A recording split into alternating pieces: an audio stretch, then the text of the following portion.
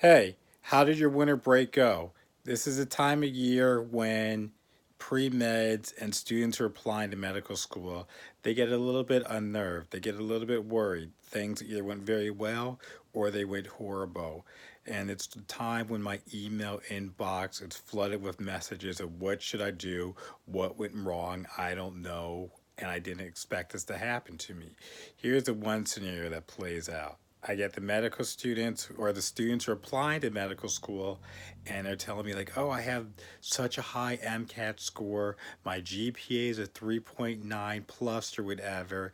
And it's December or January, I haven't heard back from any schools. I might have gone on one medical school interview, otherwise, I've been flat out rejected. I've been waitlisted other places, and I'm just really concerned. I don't know what to do. I thought that all I needed was a top MCAT score, and that would get me in the door. And unfortunately, at this time of the year, if that's you, the odds just aren't in your favor that you're going to get into medical school because there's only so many interview slots that are available, and those are probably already filled out with students who receive notifications in November, December, and even October to start scheduling their interviews. So you need to start looking to plan B. And I even tell all the pre-med students who aren't even planning on applying to medical school this year, and they know that they need to improve their credentials for medical school, that they need to start looking at their plan B, and most likely that's grad school with a post-bac program, a specials master's program. And I tell them, you guys need to start doing that soon. You need to do that, and November and December, because all the medical applicants who aren't getting in, that's what their default next step is going to be, to start applying to these programs, and it's going to get super, super competitive for you. And I just don't want anybody to miss out on that. And so you guys see, getting into medical school is extremely tough. It's not easy. And all too often, I hear stories of people like thinking, oh, it's not going to happen to them. I have a family member who's in medicine, I have a cousin who's in medical school, and they can just guide me on the path to getting into medical school and being successful. However, that doesn't work. I want to share with you a story about a student, Jay. Jay reached out to me maybe 2 years ago, let's say, I forget exactly, and he was like, "Oh, I'm getting ready to apply to medical school. I have great numbers, everything like that." And he, for whatever reason, he didn't want to work with me. That's totally fine. I get a lot of people reach out to me to get some type of insight or just want to run things by me, but don't want to take me on my offer to really help him get to the next step. He was under the impression, oh, I have an aunt who's a physician, and I know some other people are in medical school, and I went to UCA undergrad, did well. So I'm not really concerned about getting into medical school. I think it's just going to be a pretty straightforward process. So I said, okay, Jay, wish you luck. Reach out to me if you need any help or anything like that throughout the process. And so this was probably in maybe May of the year that he was applying. Didn't hear anything back from Jay. Weeks, months went by, and then I get an email from Jay in late December. So again, the winter break period. He's like, Dr. Spears, I'm not getting any offers of acceptances. I'm not even getting interviews actually at this point. I don't know what to do. And I'm really concerned about my prospects for getting into medical school. And in that type of situation, it's kind of really late in the process to get help. I don't want to ever be in a position where I'm like, I told you so, you should have did that, you should have did this, and then you wouldn't be in a predicament you're in, because that's just not going to be helpful to anybody, and you don't want to beat somebody or kick them when they're already down. I know already that Jay was feeling horrible about this process, and he kind of felt like he may have been lied to, not from anybody just trying to harm him personally, but just what he thought about what it actually took to get into medical school. It just wasn't there for him. And even with family and friends who were in medicine, it just didn't go the way that he thought it would go. And here's a case in point. Some of the students, their parents are very active in the process of helping their kids get into medical school. And one parent, they're actually a physician, and actually two physician household.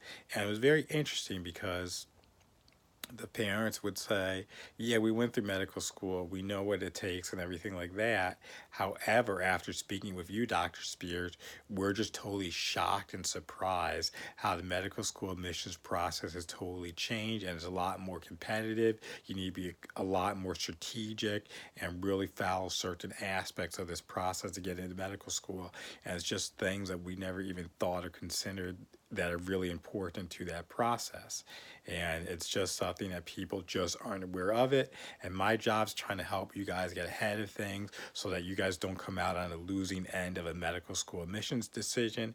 And one thing that I want to do to really help you guys do that, I want to do something that I haven't really done before, kind of been behind the scenes. I'm more of a writer type person and not the type that gets in front of the camera. You guys can tell I don't edit my videos. I don't have time for that. That's just not a big thing for me. But what I see is that so many students, they have all this promise, they have all this potential to get into medical school, they have the numbers, they have the stats, but they're missing other strategic components that you need to be successful in becoming a doctor, getting into medical school.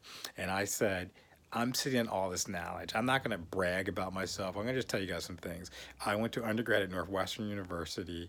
I spent 2 years as a president of Premed Society, and every year we would have something called Annual Medical School Day, which is basically a college fair where we would invite medical schools from across the country to campus in Evanston, Illinois, so people can learn about what the medical schools are looking for, what's common pitfalls to avoid in the application process, what are just common trends that are cropping up with getting into medical school, everything like that. And so throughout this time, I'm doing that throughout my time at Northwestern. I obviously made connections with these adcoms, and what I share with you isn't just, oh, this worked for Dr. Spears, so that means I'm qualified to teach it to you guys and how to get into medical school. Absolutely not the case. What I share and what I teach is things that are universally accepted, not just from one medical school, not from just one undergrad college, but these are the movers and shakers. These are the decision makers. These are the gatekeepers for getting you into medical school or not. So you want to hear it from them. And so I like to say you're getting access basically to the pre-med dream team. And I want that to happen for you so you can get into medical school, be that doctor you always meant to be, or maybe you have to appease some parents who want you to be a doctor for whatever reason. And so that's just a whole different story that we're not going to get into. But what I have for you guys on January the 14th, I'm hosting the inaugural Pre-Med to MD Masterclass. It's going to be from an hour to about 90 minutes each Tuesday night starting at 8 p.m. Eastern Standard Time. And I'm going to just unload on you guys, sharing everything that you need to know about being successful for getting into medical school. And this isn't something that you need to know just if you're currently planning on applying to medical school in the next 6 months or so. This is something that you're going to think, wow, I wish I knew this as soon as I started on this journey as a pre-med student so that I have the necessary resume, activities, academics, letters of recommendation, MCAT prep, and all of it. We're going to even cover like how to prepare for your medical school interviews. Secondary is choosing schools. I'm just leaving no stone unturned in this process. So if that's something that you're interested in, definitely go ahead, click below, sign up for that, and it's going to just be mind blowing. And I'm going to just give you guys high yield, exclusive insider information that people don't share with people. But it's stuff that you need to know if you're really serious about this process of getting into medical school and becoming a doctor. So I'm just really excited about putting this stuff together for you guys. It's gonna be great. It's gonna be awesome over the next 6 weeks or so. There's gonna just be so much high yield information coming your way that you're gonna just probably gonna bang on your pre-health advisors door and like, how come you haven't shared this with us? How come you never told us this? Because I know a lot of students are, they're kind of pretty much fed up with the pre-health advisors at their schools. I'm not going to knock them or anything. They have a job to do and everything like that. But oftentimes students say like they're not really getting the information that they really need. A lot of times people just write them off and say, well, have you thought about your plan B based on some academic issues that they might have had in their application or just in their background on their transcript? And we don't want that to happen to you. I've worked with students who have red flags and I've gotten them into medical school. I've turned people around and like they didn't think they had a chance and they made it happen. But I don't want you guys to bank on, oh, I can just do something last minute that's going to get me in the door. You still need to be competitive because it's going to be hard. You're going to have to take the MCAT. You're going to have to do well on it. And once you're in medical school, you're going to have tests, exams, licensing exams that you need to take, you need to pass. And so I just think it's a disservice to a lot of people to say, oh, well, I got in medical school and I had a super low GPA or I performed badly on the MCAT, because most likely if you don't turn it around and do something differently, you're going to really struggle in medical school, and you don't want that to happen. So it's really important that you're realistic about your chances of getting into medical school. And however, if you have competitive stats and numbers, or you're just starting out in this process, certainly reach out to me.